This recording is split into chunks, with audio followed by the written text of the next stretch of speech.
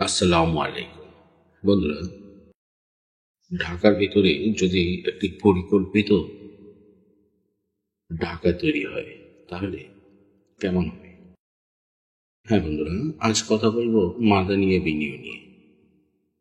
Madani Avenue হলো ঢাকার বাডার থানায় অবস্থিত একটি সড়ক।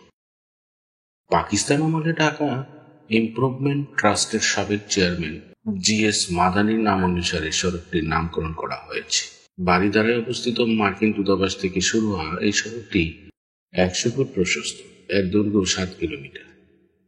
2023 সালে বাংলাদেশ সরকার সড়কটিকে 300 ফিট প্রশস্ত পূর্বাঞ্চল এক্সপ্রেসওয়ের সাথে সংযুক্ত করার পরিকল্পনা নিয়ে কাজ শুরু করেছে।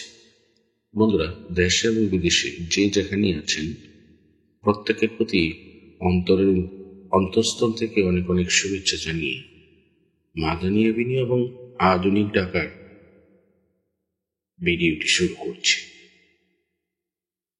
এই 100 ফিট প্রশস্ত মাদানী এভিনিউর পাশেই অনন্ত গ্রুপের তত্ত্বাবধানে গড়ে উঠেছে বাংলাদেশের প্রথম LEED প্লাটিনাম তায়িত গেটের কমিউনিটি প্রজেক্ট অনন্ত টেরাটাস, এবং সড়কের শেষ প্রান্তে জলসিঁড়ি নামে বাংলাদেশ সেনাবাহিনীর একটি অ্যাকুয়া গ্রিন স্মার্ট টাউনশিপ প্রকল্প উদীয়মান রয়েছে।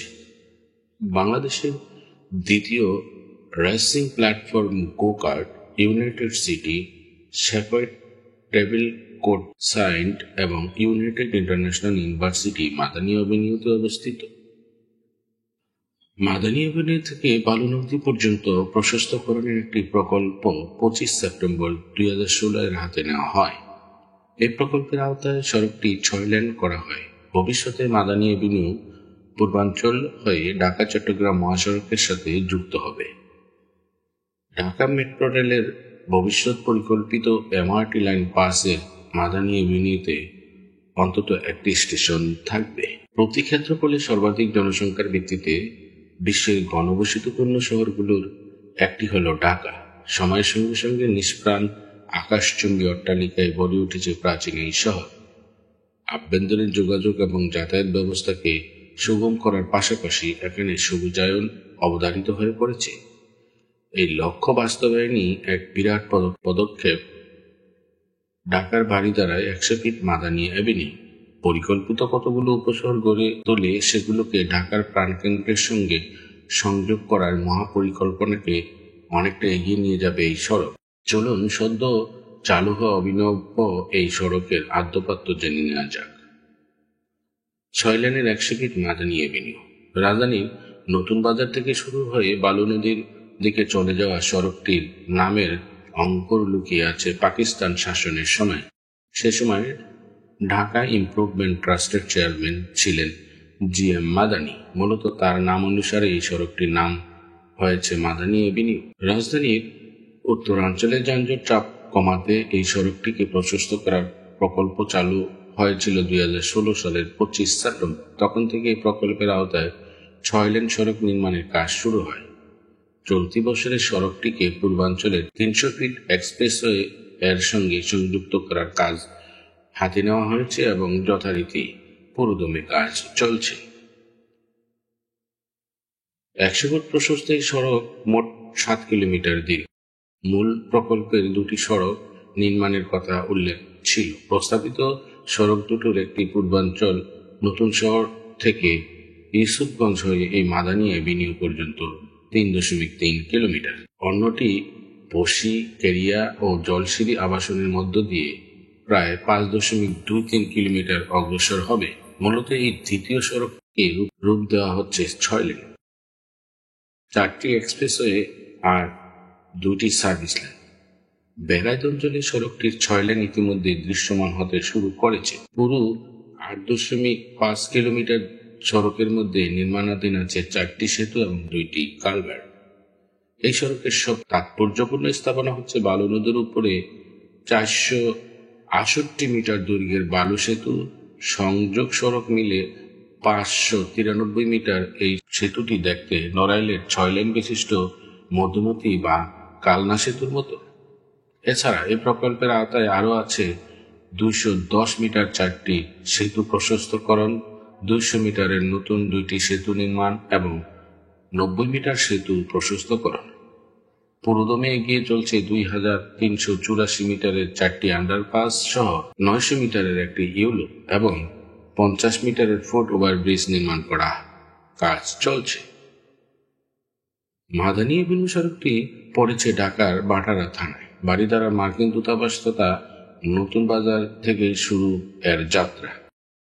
বালু নদী পেরিয়ে সোজা চলে গেছে নারায়ণগঞ্জের রূপগঞ্জে। অবশ্য মধ্যপথে বালু ব্রিজের পর জলসিঁড়ি আবাসন সংলগ্ন স্থানে মোড় নিয়ে সড়কটি চলে গেছে পূর্বাঞ্চল 300 ফিট এক্সপ্রেসওয়ের দিকে। মাদানী এভিনিউর রূপগঞ্জ প্রান্তে রয়েছে শীতলক্ষা নদীর উপর নির্মিত বীর প্রতীক গাজী সেতু। অর্থাৎ সম্পূর্ণ কাজ শেষ হলে এই পথ ধরেই পূর্বাঞ্চল হয়ে ঢাকা, চট্টগ্রাম, সিলেট মহাসড়কের দিকে যাওয়া যাবে। এছাড়া পথটি কুড়িল বিশ্ব রোডের উপর চাপ কমাবে। পূর্বাঞ্চল থেকে এই পথে সরাসরি গুলশান 2 এবং ব্যারাজ ও নতুন বাজার হয়ে রামপুরা প্রবেশ করা যাবে। যেহেতু সড়কটি রাজধানীর বিভিন্ন গুরুত্বপূর্ণ অঞ্চলগুলোর একটি সংযোগস্থল, তাই স্বভাবতই সাধারণ দর্শনার্থীরা সারা বছরই এখানে আসা যাওয়ার সুযোগ পাবেন। তবে বালু এবং শীতলক্ষা নদীতে প্রাণোচ্ছল দেখতে হলে বর্ষার মৌসুমে যে কোনো দিনে এখানে আসা যেতে পারে। এছাড়া এখানে বেশ কয়েকটি শাখা নদী থাকায় সেতু হবে অনেকগুলো। যথাযথ পানি নিষ্কাশনের ব্যবস্থা থাকায় এখানে কোনো জলাবদ্ধতার অবস্থা সৃষ্টি হবে না। তাই জুন জুলাইয়ের দিকে সেতুগুলো সহ পৌর সড়কটি হবে দেখার মতো। আর নৌকা ভ্রমণের জন্য বৃষ্টির দিনের কোনো বিকল্প নেই। এছাড়া এখানে বাংলাদেশের সর্বাধুনিক মসজিদ আল মুস্তফা নির্মিত হয়েছে, যা ইউনাইটেড গ্রুপের তত্ত্বাবধানে পরিচালিত হচ্ছে। বেশ কিছু শাখা নদী নিয়ে যাওয়ার কারণে এই সড়কে থেকে মনোমুগ্ধকর দৃশ্য দেখা যাবে সেতুগুলোতে। এগুলোর মধ্যে সবার আগে অবশ্যই দেখতে যেতে হবে বালু ব্রিজ। এছাড়া বসুন্ধরা আবাসিক এলাকা ধরে সোজা গুলি দূর থেকে চোখে পড়বে ব্রিজের নান্দনিক স্টিল আর্চ। এর পশ্চিম প্রান্তে কুড়িল ফ্লাইওভারের আদলে সেতুর নিচ দিয়ে করা হয়েছে ইউ-টার্ন নেওয়ার ব্যবস্থা।